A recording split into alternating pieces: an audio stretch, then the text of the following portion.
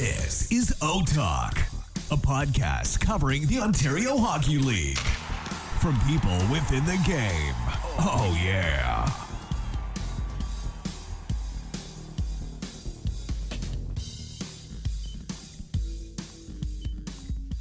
All right. Welcome to a very special episode of O-Talk, the 67's Takeover Edition. I'm Frankie Benvenuti. As always, we have no Josh and no Jordan this week, but we have very special guests. Let you guys each introduce yourself, starting with Rossy. Rossy Pasternak, I'm the digital media coordinator for Ottawa 67's. Pretty much do whatever Carter tells me to do. Brandon Maki, communication specialist here at OSEG, working mainly as the main PR contact for the Ottawa 67's. I pretty much just do whatever Rossy doesn't want to do. I'm Carter Normand. I'm the videographer and the creator of Between Barber Poles. I love how we have the kind of personalities already. You can tell Mackie's the professional one. Okay, well that's stretching. That wasn't professional? Carter's the loose one. What? Oh, okay. Carter just Loose also the cannon. only one not wearing any team merchandise right now, I should point out. It's the off season. It's no off season. Good point. Yeah. Good point. So basically what we're doing today, we're just talking about Between Barber Poles, 67th season that was, maybe a little bit of what's to come as well. Should be a lot of fun. Also, we have to mention, let's quickly talk about what's been with Between the Barber Poles. Between Barber Poles. Between Barber Poles. No, the. No, the. I know. Even Vinny said it. All Vinny the players have said it, even Hammy. Because that makes grammatical sense. Well, But we don't do grammar here at the 67's. no, we don't. Yeah.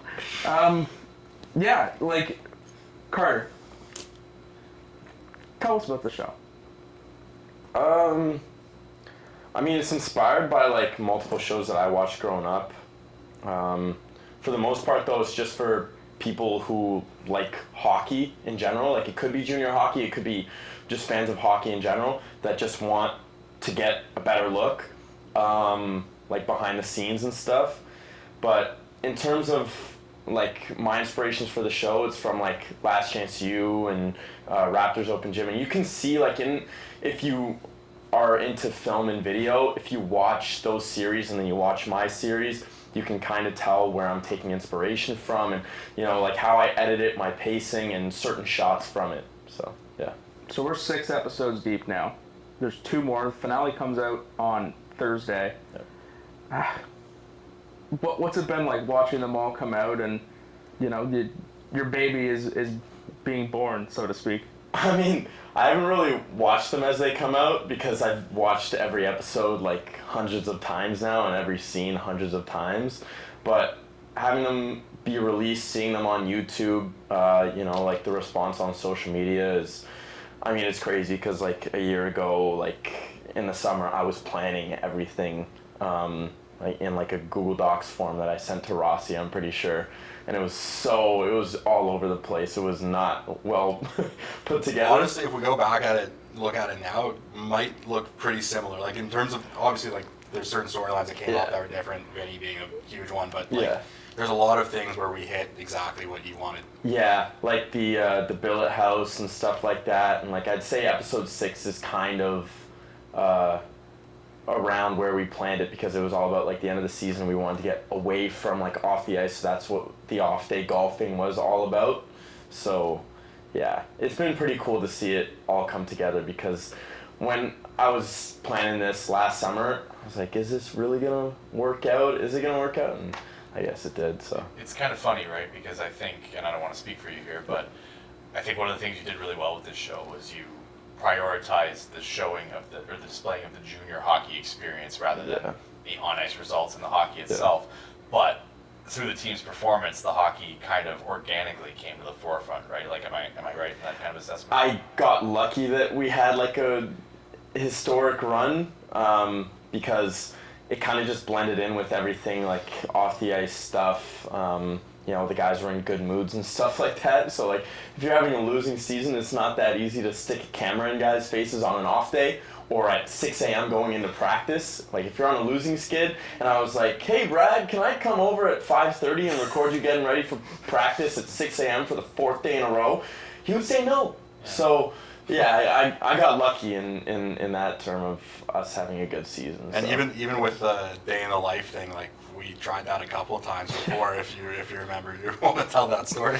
Yeah, we were planning on doing some off day stuff with Teddy Sawyer, because he's into like music and stuff. So I was gonna go to the studio with him and record him, playing guitar and all that sort of stuff and making music. And then he got traded that day. And then a few weeks later, I was planning out with Thomas Johnson to do the day in the life with him, like go to his house at 5:30 in the morning and follow him. And what do you know? The week later, he got traded. So both those guys are my guys. So I miss them a lot, but I might have jinxed them into getting traded. Day in the life with Carter's a kiss of death. Yeah, we're glad Brad's still here. Yeah, so happy Brad's still here. We were a little worried when we did it. When we were starting to organize that, we told him not to go anywhere. Maybe next year do it after the trade deadline. Maybe. Be super safe. Yeah. I want to, because Rossy, this was your first year here. Yeah. And immediately this was second season of Between Barber Poles. So like, I'm assuming you watched season 1 at some point before you decided this was a good idea. Like, why? Like, what did, you take away? Like, because you weren't here for last year, so like that would have been the first insight you got. Yeah, that was like my first insight, not only to Between Barber Poles, but also like Carter's skill level and kind of storytelling abilities, and like obviously you see that, and I saw the players instantly comfortable with Carter. Like you could tell that there was their true personalities. I remember there was a scene from the playoffs with Tyler Boucher pulling a couple pranks in the hotel in North Bay, right? And you get to see that personality, and like that's, I think, what everyone wants in my role as a content creator and coordinator, to show the personalities of the players, and Carter did a really good job of that. So I thought it was just a really, really good idea to continue on. And I was just kind of figuring out what's the best way to release it. Do we want something live? Do we want something in the summer? And just decided to go with the summer because it's something to keep our brand on the minds of people and kind of show people behind the scenes of an OHL team when maybe most people aren't thinking of the OHL at all. Going straight up against quarterback too. Yeah, that was not on purpose. We found out about that later, and we were just like, you know what, we're gonna jump right into the challenge, and we had a really good first day of views on Between Barber Poles. Carter and I think the past 3 weeks have been annoying each other, messing about how many views we have, how people have gotten to YouTube, and all those different things. So, paying a lot of attention to that, and it's been good. We liked our chances against Patrick Mahomes. Yeah. He's not a very good hockey player anyway. No, exactly. Should mention too that if you don't know where to stream Between Barber Poles, it's on YouTube. It's all free. So I don't know if you haven't watched it, like why? Basically, there's no excuse. Really, get it together. Yeah. I think like if you're just a hockey fan, like if you're a fan of a WHL team, like why not? Like I don't think there's anything like this in the CHL. The WHL has a pretty good series, Road to Nashville, that they did. Yeah. And it's good, but it's not like diving into one team. It's just like telling the stories, players, and it's really well done. But this is about like all access, one team, like fall in love with the team and, like open yourself up and feel like you're there. But to that point as well, I think one of the things that makes Between Barber Poles great is that I watch quarterback on Netflix. I'm a diehard football fan, as anybody who knows me knows. And I think while it is an awesome look at life in the NFL, it's not really an entry point for casual fans to get invested in football. I think I saw your tweet about that. Yeah. So, like, I think one of the great things about it is it's for football fans, very clearly. Hardcore. It relies on sort of this knowledge and passion for football. Whereas something like what Carter's done with Between Barber Poles it's this wonderful sort of entry point for the casual fan, for somebody who's maybe not a junior hockey fan or somebody who's not a hockey fan at all.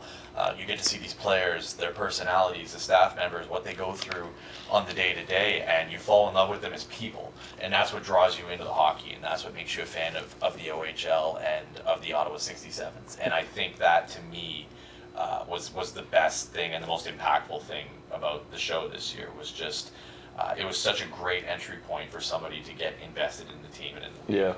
And exactly to that point, if you're a Dallas Stars fan right now and you don't know much about Brad Gardner, you don't even know our program exists, you watch between barber poles, you see, the behind the scenes stuff with Brad for 15 minutes, and all of a sudden you've got a new favorite prospect. And I think that's the great thing about it, right? Like, particularly a kid like Guards, who's just the nicest, most down-to-earth guy you could hope to be around. Yeah. You get to see the way he interacts with his billet family and people at school and his teammates.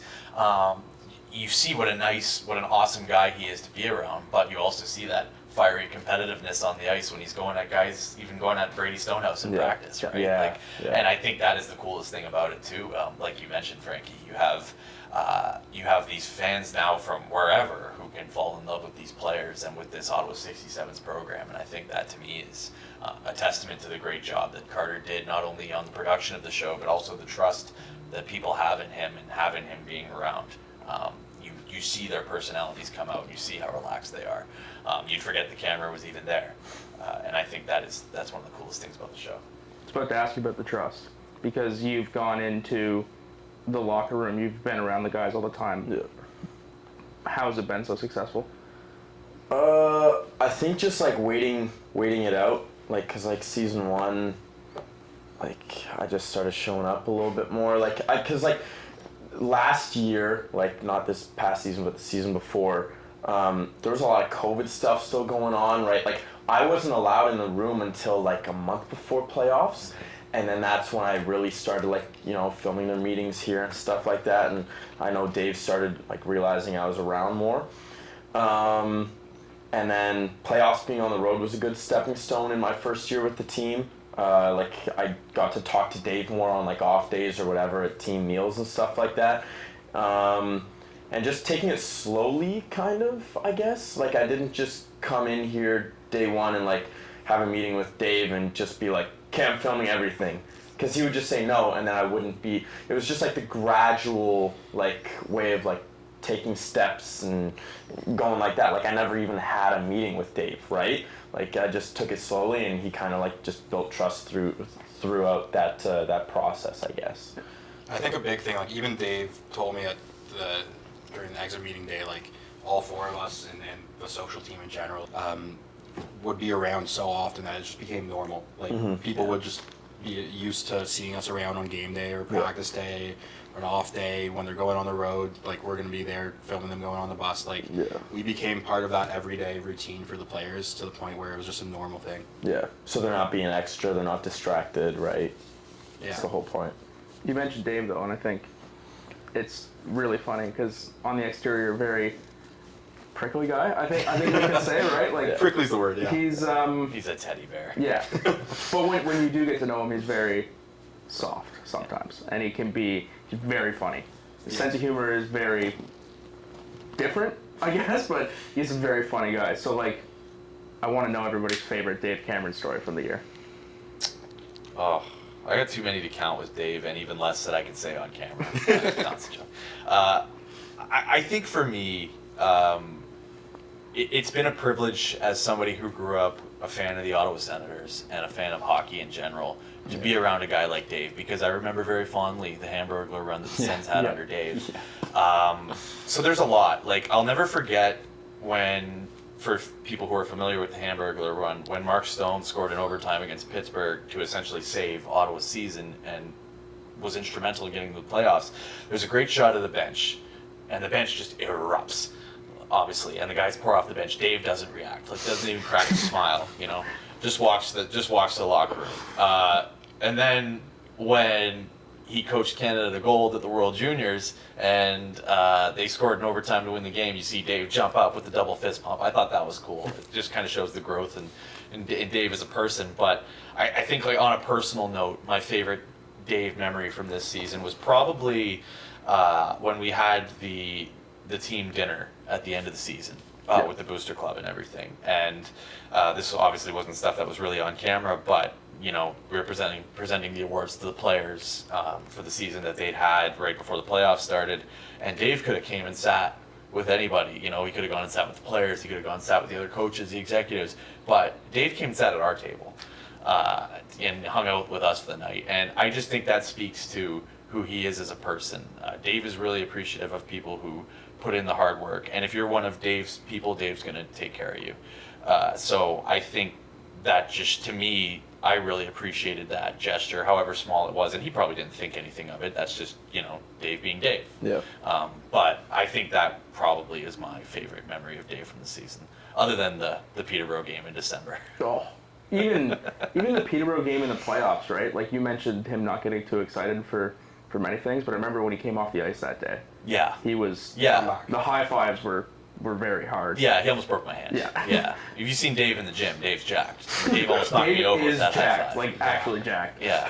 By the way, for people watching, I guess everyone watching doesn't know him. We see Dave going to and from Good Life basically every afternoon. Yeah. He just works out every day. He's a machine. So, He's a machine. Should also mention, we never mentioned his last name, but we're talking about Dave Cameron. Head coach, yeah. Yes. Yeah. For any Barrie fans who might not know that. Josh. I guess I'll go with my favorite Dave Cameron story. Probably the first time I met him. I think Brandon, you were with me. Yeah.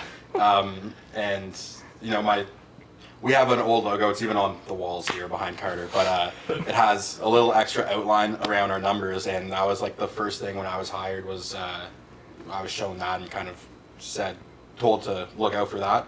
And of course, Dave was wearing a shirt with that logo on it the first day that the whole team is in the building. So I kind of jokingly told him that he was wearing the wrong logo. I just went, oh no. And he just looked at me, he's like, so? and like he was kidding with me, but that was kind of like how it set the tone of the relationship, where it's like, a little bit of give and take with the humor, and I think that just kind of set the tone for the whole season. Yeah, once you learn how to go toe to toe with him, that's when Exactly. That's when you're in. Yeah. I don't know. I have a lot of Dave stories, man. I want to hear one from the road. Yeah, those are the best ones. And you're the one on the to road. think of.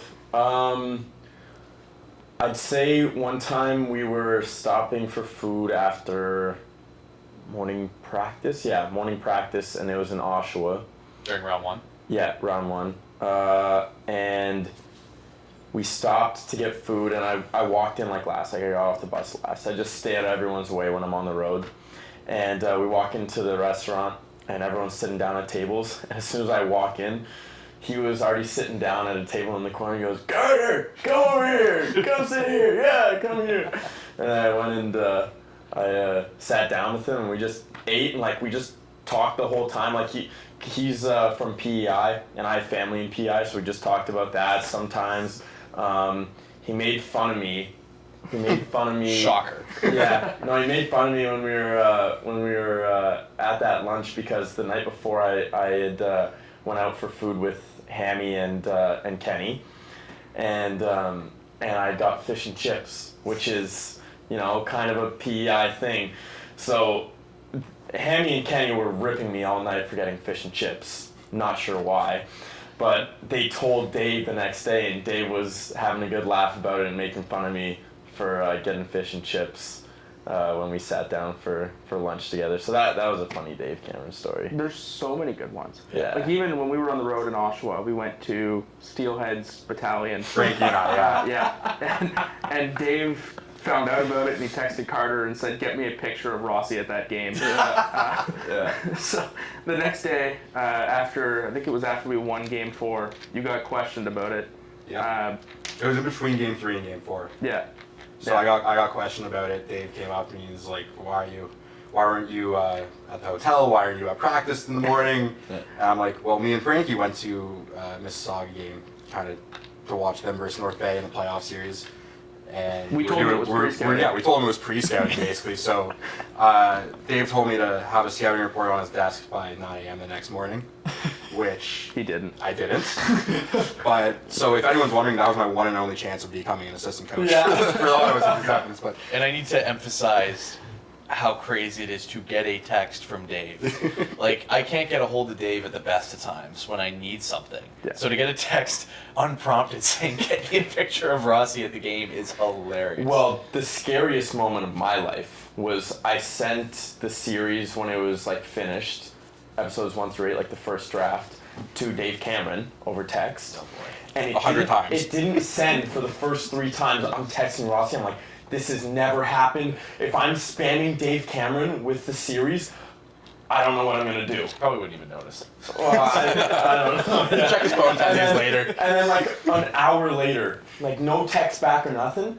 I'm just sitting there working on the final versions, and my phone starts ringing, and I look, and it's a call from Dave Cameron. Scariest moment of my life.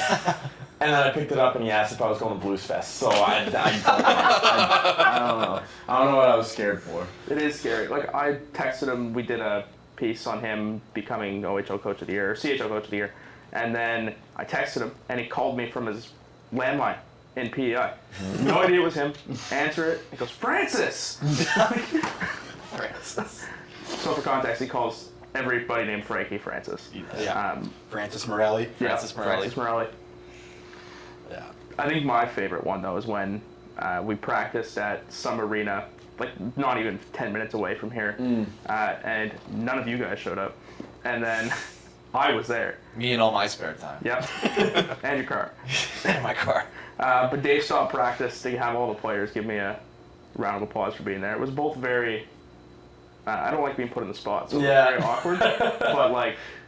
20 minutes later, you're like, oh, that was nice. Yeah, it was nice. It felt good to, have Dave tell you that he appreciates you, which he does quite often. But yeah, and you see that on the show too, right? Like you see how much Dave cares about the guys. Like that iconic scene from the Christmas party when the guys presented him with their gift in this very room. And in this very room, in this very spot, and the first thing he says is, "I've always got your back." Yeah. And that's who Dave is. If you're around Dave and you treat Dave well and you do good work, Dave's got your back, and that's one of the things I love about working with him, and I think really, really came through on the show as well. Make no bones about it. No bones about it. Neck up too. Neck up. Yeah. No, some great one-liners. By Yeah. This is all the Wiki! Yeah, Carter and I were on a bus ride home from a community skate once, I think it was around December. Yeah. And all the guys just start doing their own Dave Cameron impressions, and like I kid you not, each one of them was absolutely spot on. I think the best one was Caden Kelly. Yeah. Caden Kelly was so good. Like I like sat up, I was like, is Dave on the bus right now? Yeah. Yours is pretty good. I've worked on it. Practice. So I have serious. worked on it. The best is when the guys call him David, though. Like, David? something's going on. Like, I remember, like, David says no fighting. well, Yeah. and we came out before in my first year, which was 21-22, and we came out before the game. The guys were coming out, and there was some kind of delay with them going on the ice for some reason, through no fault of anybody's own. Just one of those things that happen working in live sports. And I think it was Jack Peck. I just hear, David's not gonna like that. There's Dave and there's David. You don't want to really cross David, but Yeah. Dave's the best. Yeah. Dave's very fun. You mentioned some of the good moments in the show, so let's quickly go through everybody's top moment of the show, even if it's in the last couple of episodes. I think for me, it's cliched, and I think it's the answer that a lot of people are going to pick. But it's got to be the comeback against Peterborough in Game 5. I mean, you see what these kids go through all year, and you see who they are. But I don't think you can fault anyone for thinking that game was over. Even knowing how competitive this group is. How they always fight to the end. It's just the reality is Peterborough was a phenomenal team, evidenced by the fact that the run they had in winning the OHL. 4-1 in the third period. It seems like a sort of insurmountable deficit, but I think the way those kids battled back, the way they just dragged themselves back into it, the way that every guy on the team was pulling, and you could just see the belief grow and grow and grow. And the fact that it was started, frankly, by the young guys. Like Frankie Morelli played his heart out that game, and he was the one that had the goal that kicked off the comeback. So for me, like it's the validation, right? Like you see the hard work, you see the early mornings, and you don't want that to end, funnily enough, when you get down to it in the crunch time of the playoffs. And I was emotional after that game. And it wasn't like we had won a championship, we hadn't even won the series, It was just the heart that they showed and the battle and the love they had for each other to keep going and to just get one more goal, just to keep playing another game longer. Like that to me will always be one of the most special moments I think I'll always have in my life, wherever my career takes me, wherever life takes me. And I think Carter captured the essence of it perfectly. The way it was this sort of just crescendo from the lowest of lows to the highest of highs, with the final goal to take the lead. It's really hard to put it into words, but I go back and I watched even just the clip, the highlight tape that Carter made of that show that we put on socials after. I go back and I watch it often, because it's still surreal to me, you know, like all this time later. Yeah. And I just think Carter captured every emotion that was hit on during that comeback to a T. Like, I feel like I'm there again. And that to me is my favorite, no question. And with that one too, like, I don't know if you guys remember it, but we were up in press row and we had basically put together a plan of what happens when this game is over. Yeah, we were talking about our and post-game media and stuff. Like, we were talking about the exit meetings the next day and everything. Like and that was like a really hard conversation. Like, none of us cried when it happened, but like it was very like it was hard. We were depressed. Like, we were depressed in the second intermission of that game. We were for sure resigned to our season being over. Yeah. One of my favorite parts about, like, in episode 8 that people will see is from the intermission before we make that comeback. I keep a lot of it uncut. Like that part where, like, they're walking in and then Vinny has a speech, Toles has a little speech, and then Dave has his speech. And then when it's over and we've come back, it's uncut all the way walking in, and everyone's just screaming like, "What just happened? What the heck?" I think my favorite moment from the show is definitely episode 3 at the end, Dave's speech. Like you mentioned before, obviously it's just a really good moment. Shows kind of how much Dave cares about the team and how far he's willing to go to kind of have their backs and protect them, and just shows that relationship between coach and player. And then also I think does a really good job of showing why this is kind of the right age group for Dave Cameron to be coaching at, and the kind of effect that he can have not only on the ice but off the ice as well on these young men. Yeah, I think that's a good one. My favorite, just to watch it, just kind of put yourself back into that moment, not infringing on the one you said, is Pride Night against London. Yeah. When, for context, I know it's in the show, but our logo in our dressing room also has a rink around it. And Jack Beck and the rest of the guys on the power play are drawing up. They're playing there, and then they all come over here, and they're sitting here watching film during the game, trying to find a way to even it up, and then Matt Mayich gets that goal, and it's just, that was one of those big moments in the season because we knew London was such a good team, and that point we thought would be valuable at the time, and I don't know, that was just I think a really cool insight to see what an intermission can look like when you have such a pivotal moment in a game. Yeah. I think Carter, you captured that one really well. Yeah, like I knew obviously that they watch film, do a little bit of strategy talk and everything, but I didn't know to that extent. They come up here, pull up clips from London was playing Windsor on the TV from the night before, showing, hey, they had a 5-on-3. This is how they played it. Okay, this is how Windsor, had their play going, and it was just really cool. I think to see that not a lot of people realize that happens in a And it really spoke to the maturity of the group, right? Like, people forget because of the record-setting season and all the flashy stats around it. We were still one of the youngest teams in the league, So to have that core group of guys who, if I recall correctly, the only one in that mix who might have been in there was Morrison as an OA. Yeah. If Mo's the only OA in that part of the sequence, like talking about the number one power play, and they're battling like that in what I would call one of the few true playoff style games we had during the regular season. And the other one, the overtime win here against North Bay, comes to mind. The game in London. The game in London, the games against Sarnia were both really competitive and tight knit. So I think like that was one of the coolest things too, is you really see how far ahead this group was of their age. Like the core of this team, like the Gardners, the Pinellis, the Stonehouses, like those are guys who have maturity beyond their years. And I think that can be hard to capture sometimes because it's in the smaller moments that you might not think to capture, I think, for a lot of people.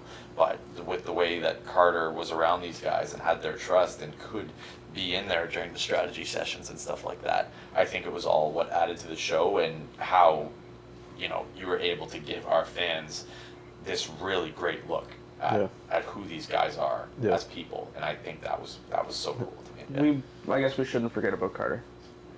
I don't know if I can choose one.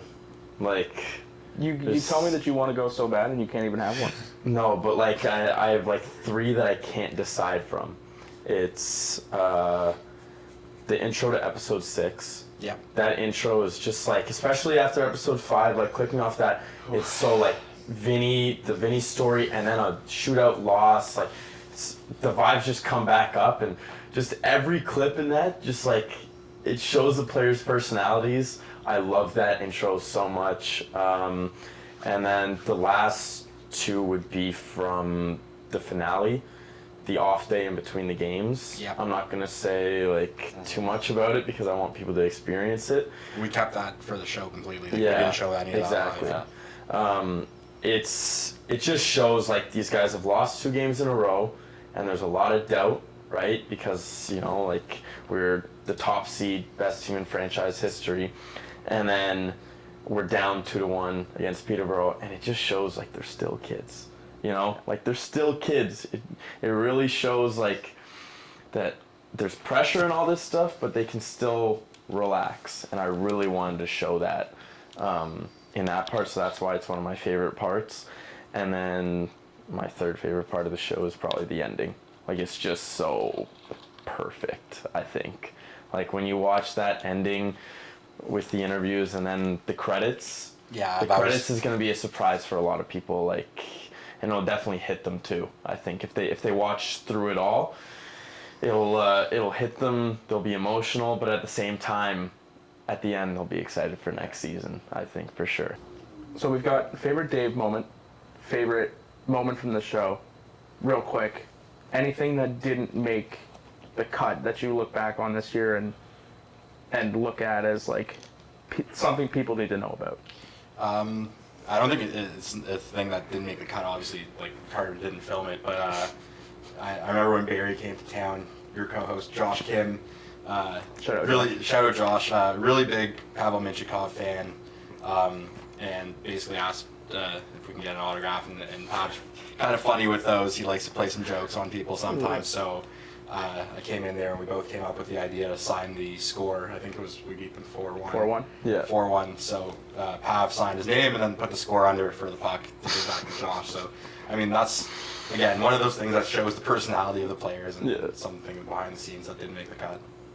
For me, I think it's the stuff on a personal level that you might not think of, right? Like Teddy Sawyer is a kid I think really highly of and who I love working with when he's here. So the first time like he came back for the Owen Sound game, like getting to see Teddy again, getting to see Ethan Quick again when he came back with Barry, the personal connections are what make this job special. It's the people and it's the relationships. So that's not really related to the team overall, but more like the broader scope of our roles, I think. So for me, those were my favorite moments, is getting to see Teddy again, Quickie again, just, getting to see those guys again that you may not get to see very often. I would say for me, it would be definitely when Dave boxed Rossy out at the slush puppy. I don't know what we were talking about with basketball. We were talking about Steph Curry and the three-pointers. Yeah. No, Dave was saying, he goes, I don't get why it's so exciting when a guy who's 7 feet dunks the ball. Yeah. He said, it's right there, the rim's right there. And then he goes, I can play basketball, look. And he slammed Rossy against the fence. He was basically showing like what basketball used to be when he was growing up and everything. So he was like, 1-2 dribbles, 1-2 steps, layup, box out. And he boxed me out right into the fence. And then everyone kind of just like stood there for a second, like, what just happened? It made such a noise. It's so loud. That's more to do with my weight than Dave's pushing me pretty hard. But and then Dave just walks back into his. Yeah, he just walks back into the office. But Brandon later goes in just to like say bye or something, and Dave's like, "Can you just check if make sure Rossy's okay and everything?" So I decided to go in there and I say, "Dave, I've hurt back, so I'm gonna sue you." And Dave's like, no, we're suing the Slush Puppy Center. It's going to be called the Rossy Puppy Center next time we come in. It's almost I think that's the first thing I said to you after it happened. Like, there was this 10-second pause, and I look at it like, did I just see Dave Cameron do that? Yeah. I was like, I thought I was in a coma or something and was having like a dream. Like, it was bizarre. I still can't believe I saw it. That to me was more improbable than the comeback. Yeah, I remember I heard the noise and like I turned around and halfway through and I saw like I didn't see the start of it. I just heard the noise and I turned around. It was Dave like this with Rossy behind him. I think there were a couple players too there where their jaws were on the floor, like they didn't know what to say. That was a fun moment. It's funny how even though we're not asking for Dave's specific things, It's always It always Dave. is. I could have mentioned when I asked to mic him up and he said no right away and then 2 minutes later he comes out of his room he's like, yeah, put it on me, put the phone on me. Where's the phone? Where's the phone? What? What do you mean? Who do you want me to call, Dave? The microphone. Oh my god. yeah, the first time I ever talked to Dave, he got mad at me because I called his fourth line the fourth line. Oh, you get mad at you.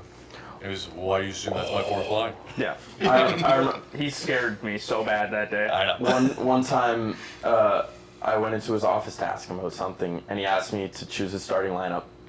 And he said if we get scored on the first shift, that he'll ban me from TD Place. And I chose guards line because guards was hot, and the other team, I can't remember what team it was. They hit the post on the first shift. I was so scared, and he let me know after the game. He said you were close. He remembered. Oh yeah. Oh. So if we ever let up a goal on the first shift, it's all your fault. Yeah. You picked the lineup. Because he probably picked the lineup. Whoa. Oh, Carter, that's tough. All right, we're gonna pivot into our little game here. Oh boy. This I'm will be- so excited for this. This What will is be this game? Doing the some first research. time that you guys get to know what the game is. Okay. So we're gonna go clockwise. Okay. Yeah. The game is we're going through the alphabet using player names. Oh. Now, there's a twist to this, okay? If you can name me a player that has his first and last name start with the same letter, so like A. 67's players, right? Yes. Yeah. Yeah. So if you give me a player whose name starts with an A and an A for first and last, 2 points. Now, there's another twist to that. There's at least one example of a player who has first name starts with a letter, and then his last name is hyphenated. Both of them start with the same letter. That'll be worth 3 points. Oh boy. So we're I'm gonna go through already the out on alphabet. that one. Yeah. I got that one pretty immediately. So when I thought about first name or last name? It can be either or. Now we're gonna skip X, and there is no player in team history with a last name that starts with an I. So last name has to start with. No, Okay. first or last name. Okay. But It's the for greatest I, strike segment ever. Yeah, no, we're not gonna. Well, how many strikes do we One get? strike. One strike. What? Per Strike. person or per total? person, Okay. we're competing. Yeah. Oh, boy. So Carter, you're going A, and then we'll go Okay. for. A is pretty easy. Alex Johnson. It's not who I had. No. What were you gonna say? Now, Adam Varga. can Oh, true. Can I saying mention- for V?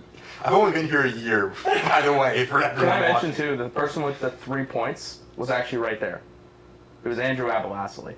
Well, let's just keep going. That's the only guy that I could find. You would win this if you were participating. I probably would. Obviously. But, Yeah. yeah. Okay, we got A. So you did AJ. Brady Stonehouse. Yeah, Colin we McKenzie. also can't repeat names. I should have put that out there. Yeah. Colin McKenzie. We're 1 point. heavy 2023 Dave bias. Cameron. There you go. Coaches count. E. Oh boy. Gavin Ewells. Oh, that's what Come on. Oh yeah, Frankie Morelli. Yeah. What's it? Can't go Gavin Ewells. Gil Shane. Ooh, that's a good Yeah. one. We're at H now. Yeah. Henry Muse. I. Good luck. You kidding me? Thank God I didn't get that. There's some Isaac that's played for the 67's most likely. Well, you got to give me a last name.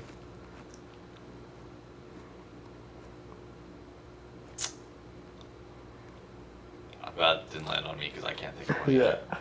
There's gonna be an obvious one that people are just gonna blast us for. Yeah. Ivan something maybe? Ivanov? It's not a last name.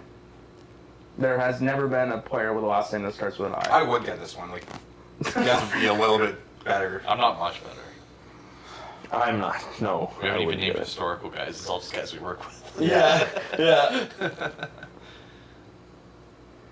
I'm gonna pass so I don't get my X. Is that how it works? No. Nice try though. Isaac Nurse, even though I know he didn't play here. That never happened. Yeah. That's it for you. So do Ron. we, What was your do we name? skip with I or do we move on to J? We're gonna move on to the next one. Like I need to know. Even now. J's gonna be tough. stuff. Like, who's a J? Jack Beck. Okay. All right, well then we're I was thinking last names. Yeah. Thomas Okay, Johnson. all right. we're going forward then. What was the I? I'll find the eye later. Okay. So you're stuck with There's 2 not. points. There's none. So did you? So I'm done. You're done. That's Okay. it for you. You're done. So You got 2 points. You've already lost. who's Jack Beck. Jack Beck. Yeah. K. Oh boy. Oh, I might be hosed here. There's been a fair amount. I know, but like I'm so bad with the historical ones. Oh, I have one. First name's 2. Whisper it. First name's 2. Yeah. Play at University. Oh, come on now. Universidad this. You can't be doing that. Oh. Oh, I'm picturing him and I'm drawing a blank. I think Hammy said something earlier. That's so bad. I'm gonna get absolutely flamed. for If this. you lose at K Yeah, well, with this team, I know. I've been here 2 years. Give me a break. First name's 2. Remember. Yeah, I'm thinking. that's really not helpful, Rossy. No, it's not at all, actually. All right, Mac, I'm going to give you 10 seconds here. Yeah, I've got nothing. You don't even have to give me 10. Mackie. Brian Kilray. Oh, okay. Well, I'm Travis thinking players. Yeah, he was thinking players. Yeah. Okay, he gets a pass on that. Yeah, I did say Dave Cameron though. I did say Dave did say Cameron, Dave but Cameron. I say we give him a pass.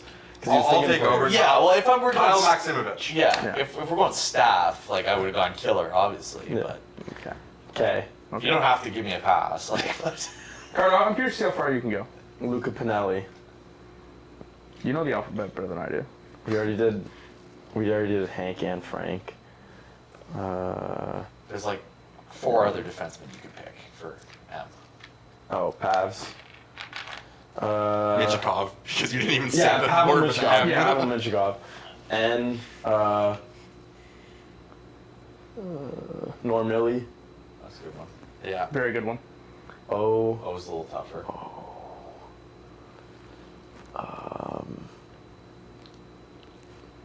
Do you know? No, I'm thinking. I do. I bet you do.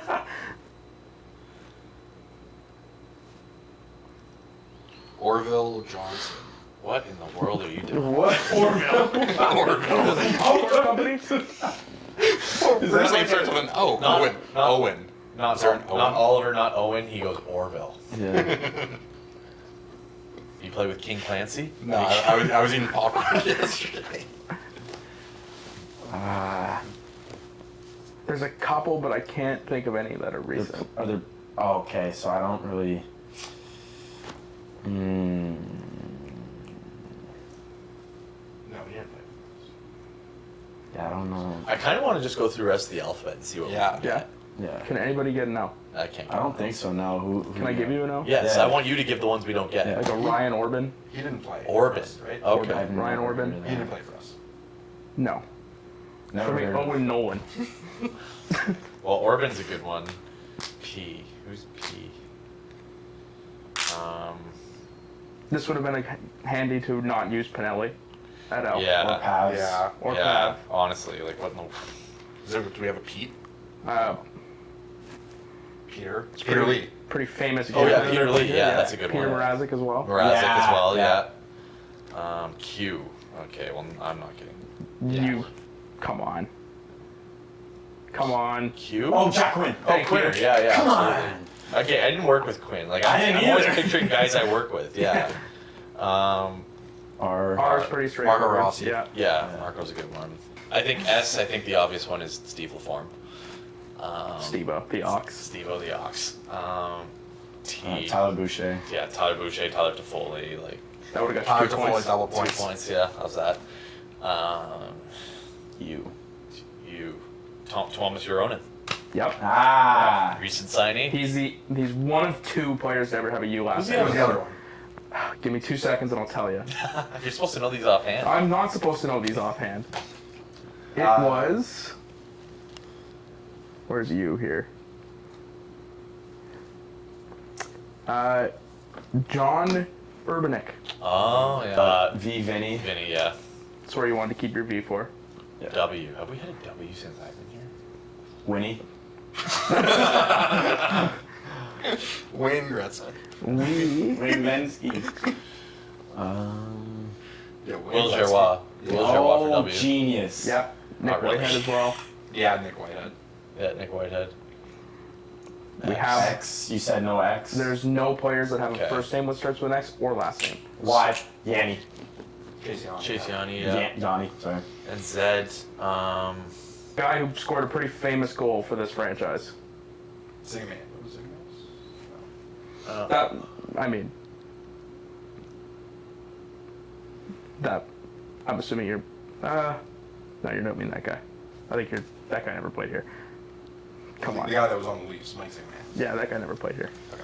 Leventi Super had the Z as the second letter, but that doesn't count. No. Yeah, who was it? Very famous player here. Zulich. Is he out in this hallway here? Matt Zoltek. Zoltak, yeah, that's a good one. There was other options, but, All right. Really? well, Frankie, if That's this not game bad. makes the episode, you're fired. Yeah, seriously. well, That it's was- not my that was fault. bad. We both got whooped to Carter, and I picked Carter to finish dead Well, last. Carter had all the softballs. Yeah, seriously. We went the wrong order here. Look, on my drive here, I made up my mind. We're not going to waste time with this coin flip. It's whoever's sitting in that corner is going first. No, you're driving. And You're Carter excited. so happens to sit in that corner. So, too bad for you Worked that guys. way. Yeah. All right, And I well, picked let's wrap this up. Yeah, let's get to, Let's wrap this get up. to the conclusion. Yeah, between Barber polls, by the time this goes up, we're waiting for the final episodes to drop. They'll be out on Thursday morning. YouTube is the place to be. We're gonna Haven't drop seen them it. at midnight on Thursday/Wednesday. So, yeah, stay up till midnight. Make And sure watch you're them watching it right away. Yep. Don't have to wait till after work or after school or after camp or whatever you may be in during the day. Calling sick to work. You Yeah. know. Put on your Instagram story, you crying at the end. Yes. We'll get you covered. We'll put out a Yeah. get a work free Yeah. card, whatever you need. But make Share sure you it. watch it. Share it everywhere. Instagram, Twitter, Facebook. Send it to your friends. Anyone who's interested in hockey. Or not. Spread the word. Yeah. Anyone- Or not. Yeah. Just seeing the everyday life of an elite Yep. athlete, because all these guys are Yeah. awesome athletes, and they work very hard, and they deserve all the love that you guys are going to show them. Yeah. I think that's all. Thank you, Frankie. Any final words from? Stay tuned for season 3, baby. Yes. Final words. I guess just thank you to the fans for all the support. Yeah. We felt it all year, especially during the playoff run, and for taking to the show so kindly and for loving it. And honestly, to you, Frankie, for giving us the platform to chat about it, and to Carter, because I think it's probably fair to say that there's nobody that's worked harder inside this building in the last year or so. Just the countless hours of filming and editing, and the work that it took to gain the trust of the guys and the staff, and then to promote all of it once the product was out there. Carter's done such a phenomenal job, has expertise beyond his years in this medium, and we're very lucky to have him telling these stories for us. And to whoever edits this in the end, you poor soul.